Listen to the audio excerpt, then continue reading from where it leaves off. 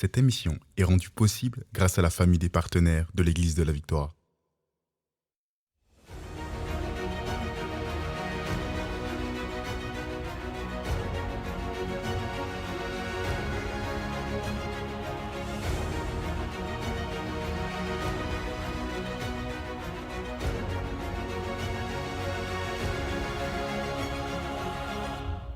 Bonjour tout le monde et bienvenue à l'émission Parole de foi. Ici le pasteur Joël Spinks. On va passer du temps merveilleux dans la parole de Dieu. Nous sommes dans une série sur la protection surnaturelle qui est disponible pour chaque enfant de Dieu. J'espère que vous profitez de cette série. Et si vous venez de vous joindre à nous pour la première fois, sachez que toutes les émissions sont disponibles sur la chaîne YouTube de l'Église de la Victoire. Donc, vous pourrez retrouver les archives. On a vu plusieurs choses cette semaine. Jusqu'à présent, on a vu en fait notre réalité actuelle. Nous vivons dans un monde dangereux et on a vu en fait ce que le Seigneur Jésus a dit à ce sujet, comment en fait il y avait une protection ou un héritage vraiment pour l'enfant de Dieu, pour tous ceux qui sont dans une alliance avec Dieu. On a vu plusieurs choses, entre autres le Proverbe 12, verset 21, où nous lisons « Aucun malheur n'arrivera au juste ». Gloire à Dieu pour cette parole. Et on a vu plusieurs choses, par exemple, dans Luc 13, on a vu le passage où il y avait cette femme qui avait été tenue esclave par le royaume des ténèbres pendant 18 ans. Et le Seigneur Jésus a précisé que c'était une fille d'Abraham. On a vu, mais pourquoi c'est important de mentionner que c'était une fille d'Abraham? En fait, c'est parce que le Seigneur Jésus soulignait le fait qu'elle était dans une alliance. Et si nous sommes en Jésus-Christ aujourd'hui, nous sommes la postérité d'Abraham. N'est-ce pas merveilleux de savoir ça, que nous sommes la postérité d'Abraham aujourd'hui? Et dans nos dernières émissions, on a aussi mentionné en fait notre héritage divin selon le psaume 91. Donc, on a pris le temps, on a lu le psaume 91. Et hier, dans notre dernière émission, quand on a vraiment parlé de comment on peut être épargné des tragédies, bien, on a mentionné qu'on avait des responsabilités spirituelles et que la protection divine, en fait, ce n'était pas quelque chose qui était automatique, mais on devait croire la parole. Parce que plusieurs chrétiens qui peuvent dire, bien, moi, j'ai lu la Bible et moi, j'ai vécu telle chose. Je n'ai pas vécu les promesses de Dieu. Donc, le texte ne dit pas, c'est tous ceux qui sont chrétiens qui vont vivre les promesses de Dieu, mais en fait, le combat de la foi se livre par ceux qui croient la parole de Dieu. Donc, mon juste vivra par la foi et Dieu nous parle également que nous devons être engagés dans le combat de la foi. Et une des choses qu'on doit faire, c'est être sobre et veiller. Pourquoi veiller? Bien, dans 1 Pierre 5, 8, c'est ça qu'on a vu, c'est que le diable rôde comme un lion rugissant, cherchant qui il dévorera. Il peut dévorer ceux qui ne connaissent pas la parole de Dieu. On peut être enfant de Dieu, sauvé, en route vers le ciel, mais ignorer ce que Dieu a dit. Et la Bible nous dit, sans cette vision, le peuple est sans frein, ou le peuple périt, ou mon peuple périt faute de connaissance. Donc, si j'ignore ce que Dieu a dit, bien, j'ai un héritage, mais je l'ignore. Donc, je ne peux pas relâcher ma foi pour recevoir cet héritage en Jésus-Christ. Vous comprenez? Donc, ce n'est pas le fait d'être chrétien qui fait en sorte que je vais recevoir automatiquement mon héritage. Je dois croire, bien, je dois le découvrir et je dois croire, je dois être engagé dans la foi. Et la Bible nous dit que ce sont les violents qui s'emparent du royaume des cieux. Donc, je vais être engagé vraiment pour croire que Dieu va vraiment manifester ou faire en sorte que ses promesses se manifestent dans ma vie. Gloire à Dieu. Donc, hier, on a vu qu'on doit découvrir nos responsabilités. La première chose qu'on a vue, c'est on va veiller. Deuxième chose, on ne veut pas donner accès au diable, selon Éphésiens 4, verset 27. On ne veut pas lui donner un accès à notre vie. Et dans Jacques 4, 7, le texte nous dit « Soumettez-vous donc à Dieu, résistez au diable et il fuira loin de vous. » Et par rapport à notre deuxième point, ne donnez pas accès au diable, je vous ai raconté en fait une histoire par rapport à cette conversation que j'ai eue avec Dieu et où le diable est venu me dire, en fait, tu vois, tu dois abandonner ta foi dans la guérison, par exemple, parce que tu n'as pas vu la guérison dans la vie de telle personne dans ta vie. Et puis là, j'avais ce moment de chagrin où j'ai pleuré et le Saint-Esprit m'a dit, est-ce que ton cerveau est ton Dieu? Et j'ai répondu non, tu es mon Dieu. Et puis là, j'ai été libéré de ce joug, de cette tristesse et je me suis vraiment remis au Seigneur disant, je te crois, peu importe, même si je ne comprends pas toutes choses, mon cerveau n'est pas mon Dieu, je choisis de te faire confiance et de croire la parole, même si je ne peux pas tout expliquer.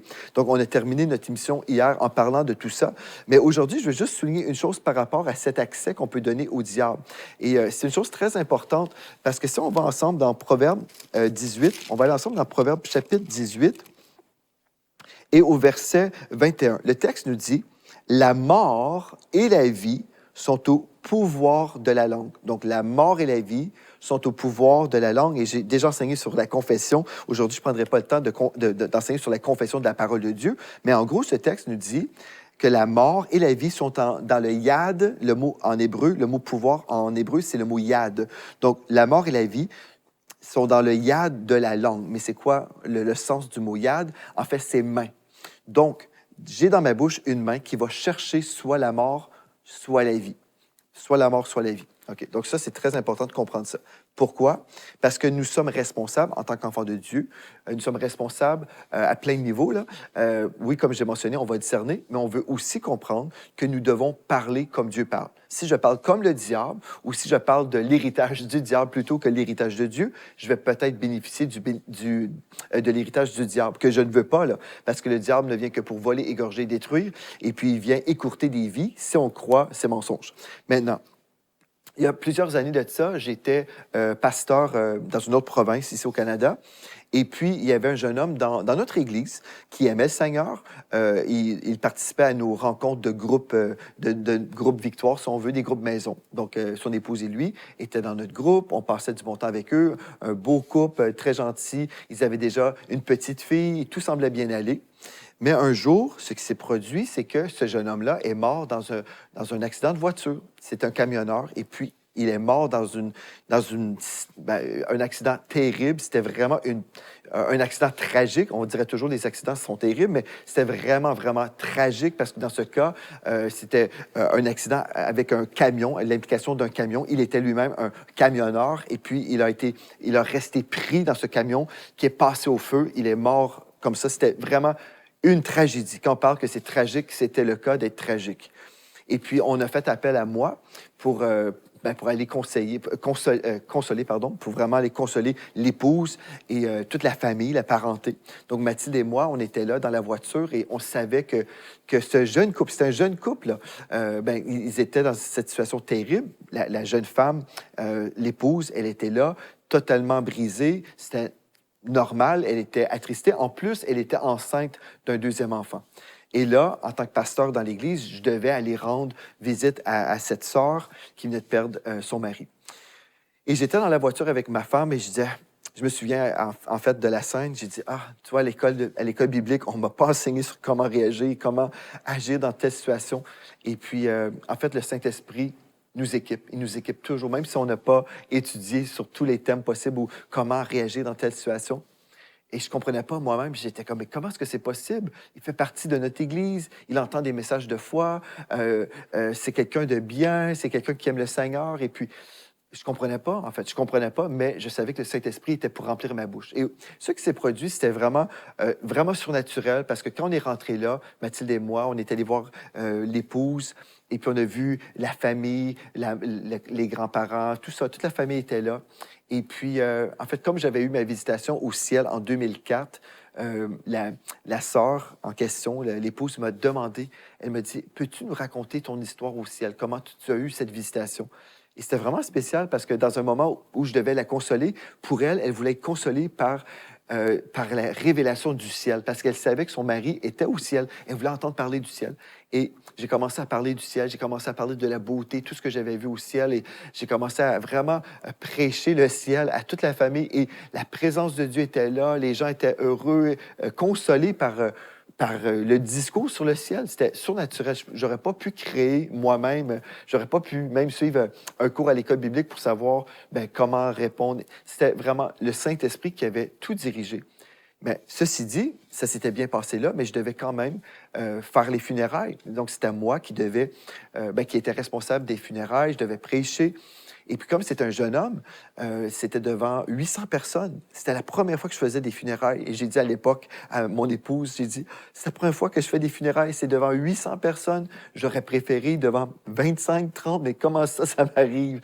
Et puis, le Saint-Esprit le savait. Le Saint-Esprit savait tout ça. Et puis, j'ai pu prêcher, en fait, aux funérailles concernant la semence d'une vie, comment ce jeune homme-là était parti au ciel, il avait été rejoindre le Seigneur, certainement, et que j'étais certain, j'ai dit que je suis certain qu'il aurait voulu aujourd'hui que vous puissiez entendre parler de Jésus, être sauvé pour aller le rencontrer un jour au ciel. Voyez-vous, c'est ça que j'ai fait. J'ai prêché l'Évangile.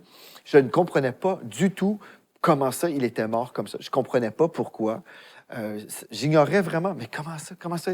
Mais j'aurais pu commencer à dire, ben Dieu est venu le chercher. J'aurais pu commencer à parler comme la religion, en fait, comme avoir un discours religieux populaire. Dieu est venu chercher, ou les voix de Dieu ne sont pas nos voix. Et puis commencer à dire toutes sortes de choses qui ne sont pas justes. Et puis j'ai pris la décision, j'ai dit non, moi je ne serai pas un prédicateur de la foi un jour, et quand c'est des funérailles compliquées, là je vais commencer une nouvelle théologie. Et même j'étais surpris à l'époque parce que plusieurs personnes dans notre Église, d'un seul coup, devenaient des chrétiens traditionnels. Je trouvais ça, mais qu'est-ce que vous faites? Comment ça, vous commencez à changer votre discours? Des fois, les gens vont même dire, ah, ben, toute chose concourt au bien de ceux qui aiment Dieu. Toute chose concourt au bien de ceux qui aiment Dieu, dans le contexte de Romains 8, 28, on doit commencer au verset 26 et 27. Tout ça, ce passage nous parle de la prière d'intercession par l'Esprit. Donc, si je prie par l'Esprit, toutes choses vont concourir à mon bien parce que le Saint-Esprit va transformer le négatif en positif. Donc, je referme la parenthèse, mais il y avait toutes sortes de discours comme ça, où les gens devenaient traditionnels. Mais moi, même si je ne comprenais rien, j'ai décidé, je vais prêcher la vérité. Et ce jour-là, je crois de mémoire, je pense qu'il y avait 22 personnes qui avaient accepté le Seigneur comme Sauveur et Seigneur. Et je dis gloire à Dieu pour ça. Ceci dit, OK, la réunion, le service funèbre est terminé. Et là, c'était le moment d'aller manger avec la famille, aller manger des sandwichs et juste prendre un petit café et parler avec les gens, comme on voit souvent dans les funérailles. Et j'ai eu l'occasion de parler avec sa belle-mère, la belle-mère du jeune homme qui était décédé. Et j'ai dit, ben, parlez-moi de sa vie dans ces derniers temps. J'aimerais ça avoir comme plus de détails. Et puis là, elle commence à me dire, mais tu sais, il commençait toujours à dire qu'il n'arriverait jamais à vivre jusqu'à l'âge de 30 ans. Parce que ben, son père est mort à 29 ans, son grand-père était mort à 29 ans, et puis il déclarait constamment, c'est spécial, il déclarait toujours, je vais mourir avant l'âge de 30 ans, mon grand-père est mort à 29 ans, mon père est mort à 29 ans, et je vais mourir aussi à 29 ans. Et là, j'ai compris. Lorsqu'elle a commencé à déclarer ça, elle me racontait d'une façon très innocente, puis là, elle a arrêté en disant, crois-tu que ces paroles ont eu un impact dans sa vie? Dans cette histoire? Crois-tu que ces paroles ont eu un impact? Et là, j'ai dû lui dire, oui, certainement, parce que la parole de Dieu nous dit, la mort et la vie sont au pouvoir de la langue, sont dans le yad de la langue. Donc, on peut aller chercher la mort, si on veut, par nos paroles. Et c'est là, le texte qui dit, ne donnez pas accès au diable. Je crois, malheureusement, que ce jeune homme-là, qui aimait le Seigneur, il aimait le Seigneur, mais il n'avait pas compris, en fait, qu'on peut donner accès au diable par nos paroles. Il est mort à 29 ans, comme il avait lui-même déclaré sur sa vie. Et puis, voyez, pourquoi c'est important de comprendre ce que je suis en train de vous partager aujourd'hui? C'est parce que des fois, quand on ne comprend pas, là, on invente nos théologies. Et on est très, très bons, nous, les chrétiens. On invente des choses. Dieu est venu le chercher.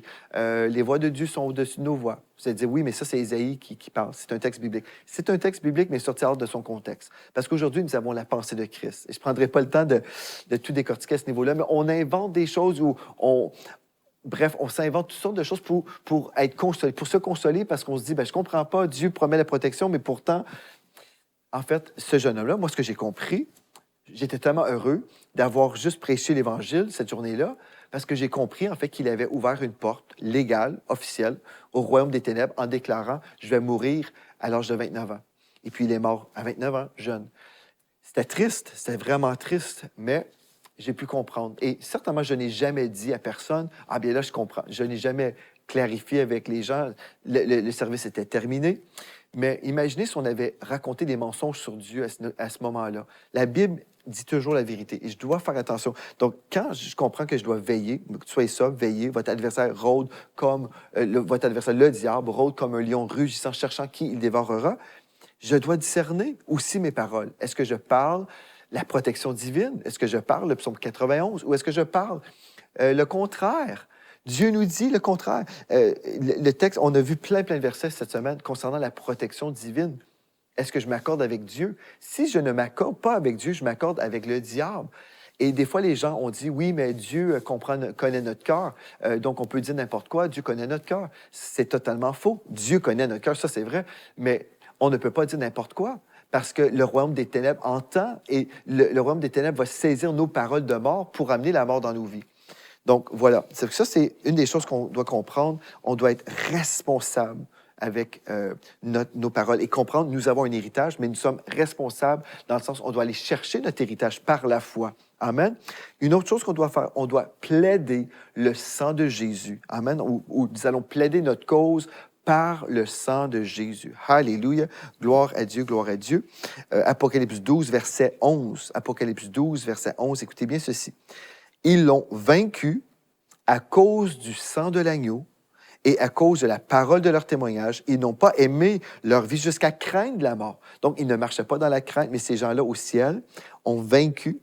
Ils l'ont vaincu. Ils ont vaincu le royaume des ténèbres à cause du sang de l'agneau.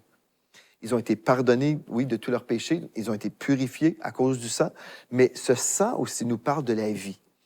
Et en fait, on va voir des choses par rapport au sang, probablement dans une autre émission à cause du temps qui nous reste. Mais en gros, lorsque le destructeur passait en Israël, en Égypte, pardon, lorsque le destructeur arrivait pour tuer les premiers-nés, le peuple d'Israël devait mettre du sang sur le linteau. Pourquoi? Parce que lorsque le destructeur arriverait et lorsqu'il voyait le sang, la promesse divine, c'était que l'ange destructeur était pour passer au-dessus de cette maison-là. C'est-à-dire, le sang représentait la vie. Ça voulait dire que cette maison doit vivre. Cette maison, c'est juste la vie qui doit rester ici. Donc, le sang est un signe ou un symbole de la croix de Christ qui est notre source de vie. Amen. Et le sang aussi représentait la vie pour le premier-né dans cette maison. Gloire à Dieu. Donc, tout ça pour vous dire, oui, nous avons vaincu le diable parce que nous avons été pardonnés grâce au sang de Christ, mais aussi on peut plaider le sang de Jésus. Et quand je plaide le sang de Jésus, ce n'est pas comme « je te supplie, Seigneur, pour ton sang ». Ce n'est pas une supplication, c'est un décret. Je plaide tout comme un avocat peut plaider la cause de quelqu'un. Comprenez-vous, Cécile? C'est ça qui est important. C'est comme un avocat. Et puis, c'est ça, on va se présenter devant le trône de la grâce. Encore une fois, on parle ici, c'est comme un avocat qui va se présenter devant le trône du roi des rois, qui est celui qui va nous faire justice, parce que son trône est un trône d'équité et de justice. Donc, ici, le texte nous dit, ils l'ont vaincu à cause du sang de l'agneau et à cause de la parole de leur témoignage. Ceux qui croyaient dans ce sang, ils n'ont pas aimé leur vie jusqu'à craindre la mort. Non, ils n'ont pas circulé sur le chemin de la crainte, mais ils ont aimé le Seigneur en lui demeurant fidèles. Maintenant, si c'est vrai, là, au verset 107, au verset 2, le texte nous dit, qu'ainsi disent les rachetés de l'Éternel, ceux qu'il a délivrés de la main de l'ennemi. Qu'ainsi disent, on doit dire ce que Dieu dit. On doit s'accorder avec ce que Dieu a dit. Et dans le psaume 35 au verset 1, le psaume de David, « Éternel, défends-moi contre mes adversaires, combat ceux qui me combattent. » Gloire à Dieu, gloire à Dieu. Voyez-vous, une des choses très importantes, on doit plaider le sang de Jésus sur nous-mêmes, sur nos enfants, sur notre maison, notre demeure, notre voiture. Nous devons plaider le sang de Jésus. Plaidez le sang de Jésus même sur vos valises lorsque vous voyagez. J'ai entendu le témoignage de la sœur Billy Brim, celle qui écrivait les livres de Kenneth E. Hagin. Pendant 45 ans, elle voyageait partout. Et puis, elle disait, même s'il y avait des valises perdues sur le vol, par exemple, il y avait, je ne sais pas, peut-être des centaines de personnes sur le vol, elle disait, même si toutes les valises avaient été perdues, comme laissées dans un pays, ma valise arrivait toujours au bon port. Pourquoi? Elle disait, je plaidais le sang de Jésus. Elle dit, je plaide le sang de Jésus sur mes valises. Et c'est ça que je fais toujours aussi. Je plaide le sang de Jésus sur ma valise. Et je vous rappelle, quand je dis je plaide, en fait, c'est comme si j'applique et je plaide comme un avocat, je plaide ma cause dans le monde spirituel et je déclare, cette valise, elle est bénie. Cette valise a la vie de Christ dessus. Toutes les armes du royaume des ténèbres ne pourront pas atteindre cette valise. Vous allez dire, Pasteur Joël, tu parles d'une valise, est-ce que c'est important? C'est important. Moi, j'aime ça avoir mes valises à l'heure, j'aime ça avoir mes valises avec moi quand je voyage. Amen? Vous allez dire, c'est pas vraiment super important. Je pense que oui. Moi, j'aime ça. Bref, mais en gros, je plaide le sang de Jésus sur ma demeure. La même chose. Même si je dors à l'hôtel, si je dors un soir à l'hôtel, je vais faire le ménage spirituel, je vais commander à tout esprit impur, je commande tout esprit, vous quittez cette place parce que je suis un enfant de Dieu et je vais bien dormir cette nuit. moi, je vais bien dormir dans une chambre d'hôtel. Je n'aurai pas des cauchemars, je n'aurai pas un sommeil perturbé. Non, je vais dormir très profondément, un sommeil récupérateur, mais je vais chasser tout esprit un peu qui pourrait être possiblement là et je vais plaider le sang de Jésus aux quatre coins de la pièce et je déclare que c'est un lieu habité vraiment par le royaume de la lumière, que cette place est consacrée pour le saint service de Dieu pendant que je suis là, que cette place est un lieu de paix, un lieu où le Saint-Esprit peut régner, un lieu où les anges de l'Éternel peuvent venir. Gloire à Dieu, je consacre cette place au Seigneur et je dors toujours bien. Et je me souviens, j'étais au Texas au mois de janvier de cette année, comme tous les ans, on est là pratiquement. Et puis, j'ai partagé justement ce témoignage avec Pasteur Gwen et notre sœur Magali. Et puis, j'ai partagé ça aussi avec nos amis Joe et Jessica Weiss, les directeurs canadiens de KCM Canada. Bref, et puis, je leur disais, avez-vous béni votre chambre? Et je pense qu'on avait accompagné le pasteur Gwen et son épouse avec les valises pour arriver dans leur chambre, je pense, de mémoire. Et puis, je pense, c'est ça, on a dit tout de suite, n'oubliez pas de bénir votre chambre, n'oubliez pas. Et Pasteur Gwen m'a dit le lendemain, il dit, j'ai très bien dormi. Gloire à Dieu. Je dis, oui, c'est sûr, quand on plaide le sang de Jésus, on peut bénéficier de cette protection surnaturelle. Alléluia. Et les Weiss aussi ont très bien dormi de mémoire. Gloire à Dieu. Donc, c'est important, plaider le sang de Jésus sur vos enfants. Moi, c'est ça que j'ai fait avec mon épouse Mathilde avant que Floramé et Félicité quittaient pour aller à l'école.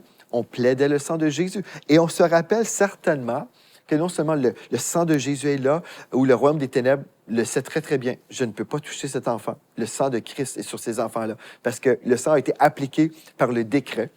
Mais aussi, on sait que le Saint-Esprit est là pour nous guider tous les jours. Parce que si vous dites, Pasteur Joël, il y a tellement de choses qu'on doit faire, veiller, prier, on doit plaider le sang de Jésus. J'ai l'impression que si j'oublie un jour, est-ce que je peux me faire tuer par je ne sais pas trop qui? Sachez ceci, là, en fait, que quand vous êtes un enfant de Dieu et vous êtes engagé dans une relation vivante avec le Seigneur, et quand vous priez en esprit, le Seigneur, là, en fait, il est avec vous. Le Saint-Esprit va vous parler, il va vous rappeler des choses. C'est comme je vous ai raconté l'histoire de cette protection surnaturelle où j'ai été protégé d'un face-à-face le jour où j'allais en studio. Le Seigneur, moi, à ce moment-là, je n'avais pas vu venir la voiture à l'avance, sauf que, puisque j'étais déjà dans la prière en voiture, je priais sûrement en langue déjà. Comme on est déjà toujours connecté avec le ciel, on prie sans cesse, on a cette relation avec Dieu, bien, Dieu a fait un miracle pour moi. Et sachez ceci, Dieu va prendre des choses très, très de base là, pour vous protéger. Vous savez, on a parlé de la tour de Siloé dans cette étude, et puis comment il y avait des personnes qui étaient décédées à cause de cette tour qui s'était écrasée sur eux. Bien, on peut aussi se rappeler qu'il y a eu 2 tours qui se sont effondrées à New York City le 11 septembre 2001. Cette journée-là, il y a eu tellement de témoignages de personnes qui avaient été protégées surnaturellement par des choses très, très simples. Une personne disait, j'avais cette soif pour un café, c'était tellement intense, je devais absolument arrêter. J'étais dans le métro, mais je devais arrêter, je devais sortir avant le temps pour aller me chercher un café dans un petit restaurant, je ne sais pas trop. Mais la personne a comme arrêté son trajet et à cause de son retard au travail, bien, cette personne a été épargnée. Une autre personne a dit, cette journée-là, exceptionnellement, mon réveil n'a pas sonné et puis j'étais en retard au travail et au final, ma vie a été épargnée. Il y a eu tellement de témoignages comme ça où des personnes ont eu des exceptions, des choses juste simples de la vie, mais on comprend que c'était le Saint-Esprit qui avait dirigé leurs pas. Vous savez, le fait d'avoir une soif intense pour un café comme ça, là, bien, c'était surnaturel. C'était quelque chose d'anormal pour la personne, mais Dieu, le Saint-Esprit, voulait que cette personne sorte. Est-ce qu'on est en train de dire que Dieu voulait que toutes les autres personnes meurent? Non, je ne suis pas en train de dire ça. Mais ce qu'on a vu aussi dans les émissions précédentes, c'est que seul l'enfant de Dieu bénéficie des promesses de Dieu concernant ceux qui sont dans l'alliance. Si j'ai un héritage avec Dieu, j'ai un héritage, une alliance avec Dieu, je peux bénéficier des promesses si je crois dans les promesses de Dieu.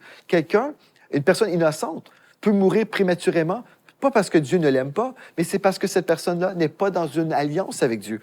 Donc, on devrait vraiment bénéficier de cette alliance aujourd'hui, croire dans cette alliance et vivre cette alliance. Alléluia. Demain, on va poursuivre. On n'a pas encore touché au thème des anges, vraiment. Sauf que oui, les anges sont impliqués dans tout ce qu'on a dit, mais on va poursuivre demain. On va parler plus des anges encore pour voir qui ils sont, des messagers pour nous, des serviteurs qui sont là à notre service. Gloire à Dieu. On va voir ça demain. Mais d'ici à demain, je veux vous rappeler que j'ai écrit un livre qui s'appelle « Sortir de la souffrance », un livre qui va vraiment vous faire du bien si vous souffrez aujourd'hui ou si vous avez toléré une souffrance inutile, par ignorance peut-être. Vous avez cru que c'était Dieu le fautif, mais non, vous avez appris cette semaine que ce n'est pas lui. Donc, si vous voulez grandir dans vos voies, visitez notre site web pour vous le procurer. Gloire à Dieu. Merci d'avoir été là et d'ici à demain, rappelez-vous de ceci.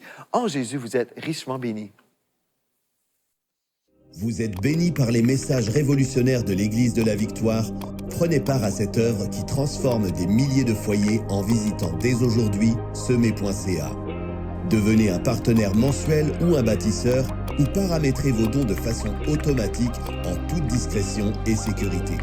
100% de ce que vous semez sert à annoncer l'Évangile. Merci de croire avec nous. Semer.ca